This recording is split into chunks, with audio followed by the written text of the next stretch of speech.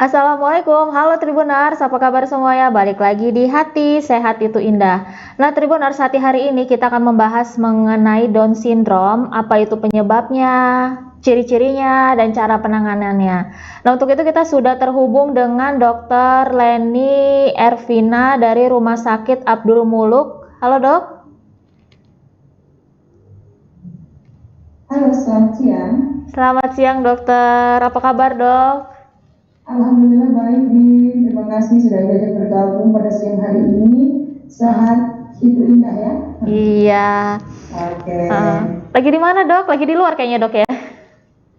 Enggak, kebetulan kita lagi di kantor ibu. Cek apa ibu saya ada penyakit bawaan juga. Jadi habis nganterin beliau kan sudah lama tidak general check up, jadi takut ada apa-apa. Oh iya. Oke dok, semoga lekas sembuh ya dok, dokternya ibunya.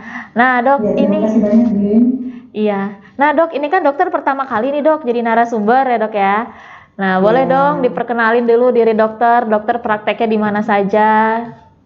Oh iya, terima kasih. Selamat siang semuanya teman-teman dan pemirsa yang mungkin lagi mendengarkan. Saya Dr. Leni Ervina, spesialis anak, konsultan perinatologi Rumah Sakit Abdul Muluk. Kebetulan saya juga bekerja di Rumah Sakit Anak Beleza dan Bunda Asifa di Kauman. Jadi kalau mau nyari saya ada di 3 rumah sakit tersebut gitu. Saya dokter anak yang sudah ngambil pendidikan lagi untuk ngambil khusus untuk konsultan perinatologi di RSAM. Iya, sibuk ya berarti dokter ini ya. Ya, enggak juga, dokter kan sibuk gitu. So sibuk ya. Iya dok. Nah sekarang hari ini kita bakal bahas soal Down Syndrome ya dok ya. Ya boleh. Nah sebenarnya Down Syndrome ini apa sih dok? Dia tuh merupakan penyakit bukan dok sebenarnya? Oke, terima kasih buat pertanyaannya. Mungkin Down Syndrome ini penyakit yang bukan penyakit ya sebenarnya, bukan penyakit sih sebenarnya ini. Karena apa? Down Syndrome ini adalah suatu kumpulan gejala. Jadi dia bukan hanya satu gejala yang dimunculkannya. Jadi kumpulan gejala yang menyebabkan keterbelakangan mental dan juga psiki, organ ya, keterbelakangan mental dan psikisnya juga, yang diakibatkan oleh kelainan kromosom yang terjadi pada saat bayi itu sejak lahir ya. Jadi terjadi pada saat sejak embrio di dalam janin di dalam kandungan yang dikenal dengan trisomi 21. Jadi kelainan genetik dia bawaan kromosom yang dimana normalnya kita itu ada 46 kromosom tuh. Normalnya idealnya tubuh manusia itu ada 46 kromosom. Tetapi pada saat pada anak-anak Down syndrome dia mempunyai 47 kromosom. Di mana pada kromosom yang ke-21 yang harusnya pada saat usia pembentukan janin itu dia terpisah, ini malah terjadi berlebihan. Jadi dia ada 3 berikatan di sana. Sehingga disebut trisomi 21. Gitu dia. Iya. Nah, kenapa sih dok itu kok bisa terkena Down syndrome itu dok? Nah, faktor predisposisi penyebab tersering terjadinya kelainan kromosom Down syndrome ini kan tadi dibilangin ya terjadi kelainan kromosom genetik dia bawaannya. Jadi yang paling sering penyebabnya nih, kalau cari etiologi pastinya tuh tidak diketahui pasti, Din. Etiologi pastinya tidak diketahui, tetapi disinyalir katanya paling besar penyebabnya adalah satu, usia ibu yang melahirkan di atas 35 tahun atau 40 tahun. Itu punya faktor resiko sangat besar untuk melahirkan anak-anak Down syndrome. Yang kedua, mempunyai riwayat persalinan sebelumnya dengan anak Down syndrome. Yang ketiga, mungkin jarak kehamilan yang tadi ya antara yang pertama dengan yang berikutnya terlalu jauh sehingga mungkin bayinya itu ibunya itu udah terlalu tua untuk hamil. Kemudian yang ketiga, mungkin pada saat kehamilan itu ibunya kekurangan asam folat. Kemudian juga bisa juga ibu-ibu yang mempunyai terpapar radiasi yang terlalu besar atau faktor bahan-bahan kimia yang pada saat sejak kehamilan. Misalnya ibu-ibu yang perokok itu cenderung mempunyai kromosom lebih pendek sehingga mempunyai kecenderungan anak untuk kelainan genetik. Nah, jadi itu hal-hal beberapa faktor yang bisa menyebabkan penyimpangan atau kelainan pada kromosom pada bayi-bayi yang sejak dari dalam kandungannya. Gitu. Iya. Kalau ibunya, ini saya mau meluruskan dok ya, katanya dulu tuh Ya, waktu ada saya dengar-dengar itu kalau mengalami ya, Down syndrome itu dulu ibunya waktu ya, hamil itu dia hmm, mungkin kurang kontrol, terus ya, konsumsi betul. makanan yang nggak sehat, kurang vitamin, Ya, itu ya, benar nggak betul. dok? Ya, betul. Salah satu faktornya kan itu tadi saya sebutkan ya tadi ya. Jadi kalau ibu-ibu yang ibu pertama ibu punya misalnya punya faktor resiko ya. Gini, bayi yang anak yang lahir dengan Down syndrome itu biasanya pasti orang tuanya ada pembawa, faktor pembawa namanya karier. Baik bapak ataupun ibunya punya faktor kariernya pembawa gitu loh, menyebabkan anak itu nanti terjadi kelainan pada kromosomnya. Jika bapaknya punya membawa zat kelainan atau karier tersebut, katanya angka kejadian itu sekitar 5% anaknya akan terjadi Down syndrome. Tapi kalau ibunya yang membawa zat karier, pembawa zat penyakit tersebut, pembawa penyebab kelainan, itu anaknya bisa kemungkinan sekitar 10 sampai 15%. Jadi penentu itu kayaknya ibu lebih besar ya, bisa menjadi faktor pembawa untuk terjadinya kelainan. Kenapa harus rajin terkontrol? Tadi kalau misalnya ibunya punya faktor resiko tersebut, mungkin harus anak sebelumnya memang ada Down syndrome, harus rajin kontrol untuk ketahuin apa? Ini anak berikutnya bakal Down syndrome juga nggak nih, gitu kan? Makanya harus diperiksa screening dan juga untuk diagnostik. Nah, untuk mengetahui anak berikutnya akan untuk Down syndrome juga atau tidak. Kenapa juga harus rajin kontrol? Supaya apa? Terpenuhilah faktor-faktor mikronutrien atau mikronutrien yang dibutuhkan untuk perkembangan sejak dari janin, untuk perkembangan otaknya ataupun sel-sel yang lainnya. Di mana diketahui asam folat itu sangat berperan sekali dalam pembentukan kromosom. Sehingga jika kurang, itu sangat besar sekali kemungkinan untuk terjadi Down syndrome. Kemudian makanan seperti Dini bilang, otomatis sekali sangat berperan. Jika ibunya sehat, insya Allah kan akan sel-sel yang dengan usia yang muda, dengan usia, misalnya ibunya hamil usia muda dengan status nutrisi yang baik, insya Allah akan juga melahirkan anak-anak yang sehat juga gitu. Jadi sangat berperan sekali yang disebut tadi. Iya. Nah, anak Down syndrome ini apakah sudah terlihat sejak dia lahir, dok? Nah, sebenarnya gini, kalau untuk mengetahui anak itu Down syndrome atau tidak, kan faktor predisposisi seperti saya sebutkan tadi. Ya, ibunya hamil udah usia 40 tahun. Nah, biasanya kita bisa dokter obgyn lah biasanya di kota-kota besar. Di Lampung pun sudah mulai sudah mulai aware lah untuk obgyn juga memeriksakan untuk kelainan genetik ini. Jadi diketahui dengan cara memeriksa dari pemeriksaan yang bisa dikerjakan pemeriksaan USG, pemeriksaan mulai dari seperti ngambil dari bagian organ janinnya ya sejak dari kehamilan itu bisa, atau tidak dari amniosintesisnya, dari air ketubannya diambil, itu untuk screening tuh sejak awal, ataupun sekarang dari darah pun udah bisa untuk mengetahui kemungkinan untuk diagnostik saja untuk screening ya, walaupun kemungkinan katanya hampir akurasi itu, walaupun hanya screening saja akurasi untuk diagnosis Down syndrome itu hampir 100% hanya dari pemeriksaan tersebut. Jadi bisa kita ketahui sejak dari janin pun sebenarnya bisa kita ketahui ya belum. Kalau kita periksa sejak dini, intervensi sejak dini itu pun akan menghasilkan anak-anak mungkin yang walaupun Down syndrome misalnya ibunya mempertahankan tetap dok walaupun anak saya Down syndrome saya akan tetap mempertahankan kandungan saya. Mungkin dengan segala risikonya. Ya, jadi kalau diketahui sejak awal dan ibunya dan lingkungannya yang mendukung anak itu untuk tumbuh kembang baik, juga anak-anak Down syndrome itu akan berkembang dengan baik juga dengan mengoptimalkan kemampuannya dengan semua keterbatasannya dia akan lebih bisa mandiri begitu. Jadi bisa ketahuan sejak dari dalam janin dan sejak dari anak pun lebih mudah lagi untuk terlihatnya ya. Iya. Nah, kalau seandainya dokter yang melakukan screening itu, dokter melihat kalau ibu ini ternyata mengandung anak yang Down syndrome. Ya. Itu apa yang dokter lakukan ke ibu ini, dok? Ya, kan karena kalau sebenarnya dicek awal itu dokter kandungan ya, petomaternal lebih khususnya lagi. Konsultan petomaternal biasanya khusus untuk melakukan screening seperti itu. Tapi dokter obgyn juga bisa, dokter obgyn general ya, maksud saya dokter obgyn biasa pun bisa memeriksanya.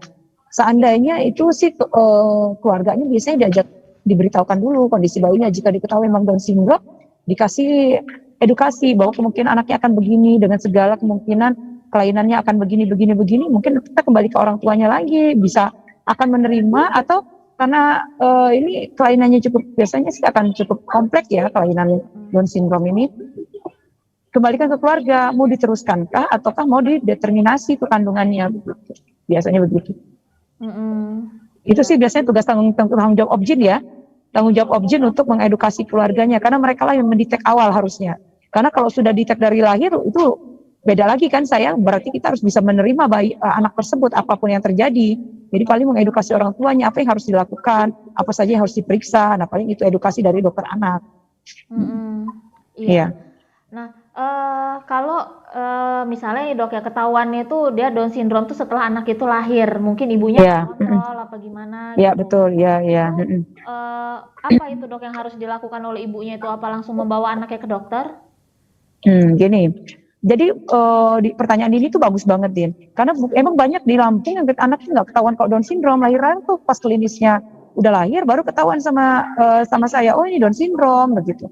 Walaupun kita tidak bisa langsung mendiagnosa pasti ya, karena kalau mendiagnosa pasti saya harus melakukan pemeriksaan kromosom atau genetiknya dengan pemeriksaan karotipnya atau dengan metode FISH yang dia harus dikirim ke laboratorium untuk memastikan diagnosis pastinya. Tapi secara klinis kita sudah bisa membuat suspek atau perkiraan bahwa lebih mengarah ke arah Down syndrome atau tidaknya gitu. Jadi apa yang harus ibunya lakukan jika anaknya Down syndrome? Ya konsultasi ke dokter anak, apa yang harus dipersiapkan, apa yang harus dilakukan gitu. Supaya lebih bisa tumbuh kembang anak itu walaupun dia Down syndrome dengan keterbatasan keterlambatan lah, keterbelakangan IQ, keterbelakangan motorik. Nah, itu akan lebih dioptimalkan jika ketahui lebih dini, sehingga bisa konsultasi ke dokter, apa yang saya harus kerjakan dok, supaya anaknya bisa minimal bisa ganti baju sendiri, bisa menjaga kebersihan diri sendiri, sikat gigi, makan sendiri, jadi tidak mandiri lah, tidak ketergantungan dengan keluarganya atau orang lain begitu. Nah kalau dokter sendiri dokter misalnya bertemu dengan pasien orang tua yang anak ini Down syndrome, itu apa sih dok saran-saran apa yang dokter berikan ke orang tua ini dok? Ya, itu bagus. Terima kasih pertanyaannya, Din. Jadi kalau kita ibu datang membawa, saya punya kok pasien yang orang tuanya terpelajar. Orang tuanya terpelajar, pertama kali mungkin udah keliling dia ke dokter anak ke dokter yang lain gitu ya. Kemudian ketemu dengan saya bilang, oh ini curiga karena Down syndrome, mau cek karotipnya nggak untuk diagnosa pasti, nggak apa-apa lah dok, kita udah nerima kok walaupun Down syndrome. Nah, ibu orang tuanya besar hati sekali menerima anaknya apa adanya. Jadi sejak awal saya memeriksakan untuk kenapa ya, jangan ini Down syndrome ini identik sekali klinisnya hampir sama seperti hipotiroid kongenital.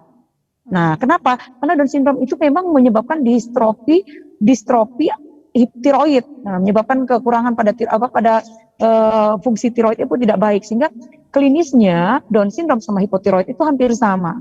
Makanya biasanya kita periksa tuh kalau anak-anak Down syndrome sejak bayi, kita cek juga hipotiroid atau tidak.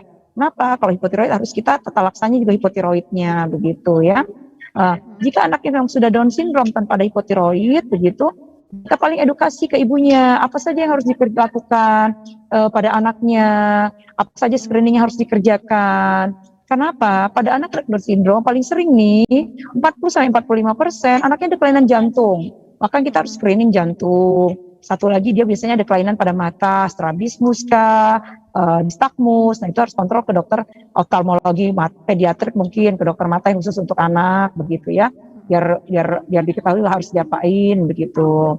Jadi banyak mudah sekali terjadi infeksi anaknya karena dengan gejala klinis yang khas tadi, bisa menyebabkan mudah sekali juga anaknya gampang infeksi. Nah itu yang harus dikasih tahu ke ibunya, bagaimana cara menjaga supaya anaknya tetap sehat, bagaimana supaya tumbuh kembangnya tetap baik, walaupun dengan anak Down syndrome gitu. Iya. Nah, minimal anaknya harus belajar supaya mandiri. Kita ajarkan supaya orang tuanya bisa membuat anaknya walaupun dengan Down syndrome bisa optimal, tumbuh kembangnya dia tetap pede, bisa bergaul dengan teman-teman yang lain. Karena itu sebenarnya kan kelainnya kromosom tuh, kromosomnya loh sebenarnya kelainannya. Tetapi karena kelainan kromosom tersebut bisa mengakibatkan gangguan pada otak dan organ-organ yang lain gitu, Din. Jadi sebenarnya kalau kita arahkan dengan baik, kita intervensi sejak awal dengan baik, anak itu akan tumbuh optimal. Di Amerika saja itu ada khusus rumah makan yang pelayannya seluruhnya anak Down syndrome loh. Pelayannya. semua pelayannya. Jadi dia bisa menyambut tamu, bisa membantu orang pesan makanan gitu, bisa menghitung uang sebagai kasir gitu. Tapi itu tadi ya tergantung dari kemampuan intelektual. Jadi beda-beda sih kemampuan masing-masing anak dengan Down syndrome tersebut. Iya. Jadi anak Iya. Down syndrome itu dia bukannya berarti dia nggak bisa menempuh pendidikan. Iya, jadi Down syndrome itu bukan akhir dunia, Din. Jadi kita harus kasih tahu pengertian itu ke orang tua. Kadang-kadang orang tua tuh kayak menyesali diri ya, ya ngerasa bersalah, kayak dihukum begitu. Karena saya sering sekali menemukan gitu, mereka menyesali diri, ada yang merasa kok kayak kena kutuk nih saya dok. Nah, enggak begitu. Nah, itu kan namanya juga kita tidak ada yang pernah yang mau anak dilahirkan sebagai Down syndrome. Nggak ada mas semua anak, dan tidak ada juga orang tua yang mau anaknya Down syndrome. Semua itu adalah namanya juga klien genetik ya, kita nggak ngerti nih siapa yang bakal kena, siapa yang pembawa karier, karena kita semua mungkin masing-masing kita tidak pernah juga secara detail untuk meriksakan diri kita sebagai punya penyakit apa nih bawaan di dalam tubuh kita masing-masing, dan kita tidak tahu itu. Jadi kita harus optimalkan anak kita. Kalau kita latih anak kita, ayo belajar bagaimana cara pakai baju, bagaimana merawat diri supaya mandiri, dia sikat gigi, sabunan, nyampo, kemudian dia mungkin bisa diajari belajar berhitung, kayak yang ringan-ringan begitu ya, sesuai dengan kemampuan intelektual dia. Saya rasa bisa dididik supaya anaknya jadi anak yang mandiri dan tidak bermanfaat mungkin untuk sekitarnya. Iya. Nah, ini dok, kalau saya tadi lupa nanya, kalau ciri-ciri anak Down syndrome itu gimana dok? Katanya wajahnya khas ya dok ya? Betul khas sekali Din. Iya. Jadi klinis yang kita sering temui, jika anaknya sudah lahir ya, kalau di dalam kandungan kan kita bisa harus pemeriksaannya itu kan bisa screening atau diagnostik dari dalam janin ibunya, sejak dari janin, sejak dalam kandungan ibunya. Kalau jika anaknya sudah lahir, ada klinisnya sangat khas. Satu nih, wajahnya mungkin sudah pernah dengar nih, mongoloid face. Mongoloid face matanya sipit, tapi agak ada lipatan di matanya tersebut, dan antara telinga dan mata itu membentuk garis lurus, sejajar gitu ya. Kemudian hidung yang rata gitu ya. Kemudian mulut yang kecil dengan lidah yang besar atau makroglosi. Kemudian disertai juga ada biasanya kita lihat ada simian kris. Simian kris itu ada garis horizontal di telapak tangan biasanya. Itu juga merupakan salah satu klinis pada anak-anak dengan Down syndrome. Satu lagi bisa juga dilihat dengan adanya mikrosefali, jadi kepalanya biasanya agak lebih kecil. Kemudian ada klinis lagi telapak kakinya, dengan telapak kaki itu jari-jarinya agak lebar, antara telunjuk sama jempolnya itu agak lebar jaraknya gitu. Itu klinisnya sih. Dan anaknya biasanya pendek, Din. Anaknya lebih pendek dari usianya, kepalanya kecil, mukanya khas mongoloid, di mana telinga juga letaknya lebih rendah, bentuknya aneh. Kemudian hidungnya agak ndelsep ya, maksudnya agak rata. Lidahnya besar, jadi suka agak menjulur gitu lidahnya, makroglosi gitu. Nah, kalau bisa juga anaknya juga, gimana? Nggak apa-apa dok, lanjut dok. Anaknya juga rentan sekali penyakit kulit. Biasanya anaknya lebih kering ya, mudah kering. Bisa juga kalau klinis ya, Dini tanya klinis aja ya. Itu klinisnya sih begitu ya. Kalau dari penyakit yang akan menyertainya sih banyak. Kalau anak-anak yang Down syndrome, itu kan sindrom itu kumpulan gejala. Jadi bukan hanya klinis begitu saja. Bisa juga pada saat lahir ditemukan satu kelainan jantung yang seperti saya sebut tadi di atas. Jika pada anak-anak ya, pada ditemui pada bayi-bayi itu pada saat lahir itu paling sering terjadi defek itu kebocoran jantung. Sekitar 40-45% ada defek. Yang kedua biasanya itu mudah terjadi infeksi anaknya, bisa terjadi mudah terjadi gangguan nutrisi, gangguan gigi-geligi. Kemudian mudah terjadi infeksi telinga, karena tadi kan rongga hidungnya kan kecil tuh, jadi mudah sekali infeksi, mudah pilek, gampang pilek, jadi bisa mudah terjadi infeksi pada telinga tengahnya, sehingga bisa kadang-kadang menyebabkan gangguan pendengaran atau tuli. Kemudian anaknya juga karena katanya sih ada perbandingan rasio pada amyloid protektor proteinnya yang seperti orang Alzheimer, jadi mungkin kemampuan daya ingatnya juga lebih rendah daripada anak normal lainnya ya.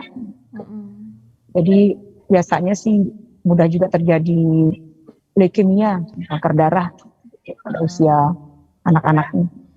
Iya. Terjadi bisa juga gangguan atresia, gangguan pembentukan organ yang lain seperti atresia esofagus, ada atresia duodenum ataupun atresia ani, sehingga perlu penata laksanaan bedah khusus ya, biar supaya anaknya bisa kualitas hidupnya lebih baik. Jadi banyak ya dok ya penyakit penyerta dari si Down syndrome. Oh banyak karena dia sindrom itu tidak mungkin sendiri. Sindrom itu kumpulan gejala, jadi pasti dia nggak mungkin cuman gitu doang mukanya doang gitu, nggak, pasti ada penyerta yang lain gitu. Iya. Nah, kalau dari sisi perilaku dok, ada kekhasan nggak dok anak-anak Down syndrome ini dengan anak-anak lain dok? Ya tadi karena klinisnya saja dia berbeda ya, kemampuan intelektual juga berbeda, otomatis sikapnya pun pasti akan berbeda. Kalau kita tidak push, kita tidak ajari, kita tidak atasi sejak dini, biasanya anak-anaknya kan jadi tidak mandiri, pakai baju aja nggak bisa, mau mandi aja jadi nggak bisa mengurus diri sendiri loh, tidak mandiri. Jadi anaknya kan jorok, kotor, bau. Nah, itu mungkin jadi teman-temannya juga nggak mau banyak yang dekat. Diajak ngobrol juga nggak ngeh kan. Jadi mungkin teman-teman nggak punya. Jadi itu yang menyebabkan anak-anak itu nanti malah semakin minder.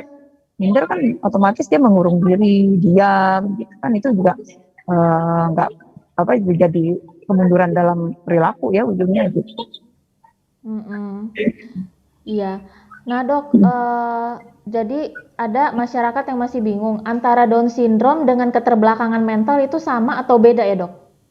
Ya, keterbelakangan mental gini, keterbelakangan mental itu kan apa dulu? Apakah kan orang kelainan jiwa juga ada keterbelakangan mental gitu kali ya, kan pasti kelainan keterbelakangan mental juga. Kalau Down syndrome ini karena memang dia ada keterlambatan loh gitu. Keterlambatan baik secara EQ dan keterlambatan secara motorik. Nah, jadi emang kalau dibilang emang ada keterlambatan mental tuh pasti gitu loh. Karena anak-anak Down syndrome itu tidak EQ-nya nggak mungkin bisa bagus, nggak akan normal gitu. IQ-nya pasti di bawah rata-rata, sekitar bisa 40, 60, 80. Kita bisa mungkin idiot, imbisil, nah itu. Rata-rata emang pasti ada keterbelakangan mental kalau anak-anak dengan Down syndrome. Jadi pasti perlu bentuk sekolah yang khusus, tidak mungkin bisa sekolah di tempat-tempat yang seperti anak yang normal lainnya. Kan ada dua tuh tipe Down syndrome yang paling familiar. Ada namanya masochism, yang satu lagi translocation. Masochism ini kelainan pada kromosomnya itu 46 juga kromosomnya, tetapi kromosom yang itu tuh ada yang sebagian ada yang 46, sebagian ada yang 47, dan dia cuma ada 1% lah sekitar karakteristik Down syndrome-nya, jadi hanya sedikit sekali gitu kelihatan karakteristiknya, jadi mungkin tidak khas lah gitu. Cuman kalau translocation ini normal kromosomnya itu 46, tapi kromosom yang 47 itu akan nempel di parsial atau seluruh dari kromosom yang 46 tadi, nempel gitu loh. Jadi menyebabkan 4% dari Down syndrome yang terjadi, yang paling sering terjadi. Jadi mungkin klinisnya akan lebih khas yang translocation ini, translocation. Iya. Nah, dok, Down syndrome ini bisa dicegah nggak sih dok? Kalau kamu bilang cegah sih, sebenarnya dicegahin caranya mungkin satu, digugurin kali ya pada saat ketahuan Down syndrome, anaknya mungkin kan karena pada saat pemeriksaan kayak chorioamnionitis atau pengambilan darah itu kan dilakukan pada trimester pertama kehamilan atau trimester kedua gitu ya. Biasanya diedukasi sama objinnya bagaimana, Bapak Ibu menerima atau bagaimana gitu ya. Walaupun di Indonesia paling seringnya nerima aja gitu. Ya kalau dicegah nggak ada pencegahannya karena kita kromosom yaitu kelainan genetik bawaan, jadi nggak ada pencegahannya. Kalaupun mau pencegahannya berarti kita harus menjaga kesehatan pada saat kita sebelum hamil pun sudah harus jaga kesehatan para ibu-ibunya. Dan kalau maupun screening sejak awal pada saat sebelum menikah, screening lah calon suami dan calon istri, adakah faktor pembawa kelainan pada masing-masing. Jadi bisa dicegah sejak dini.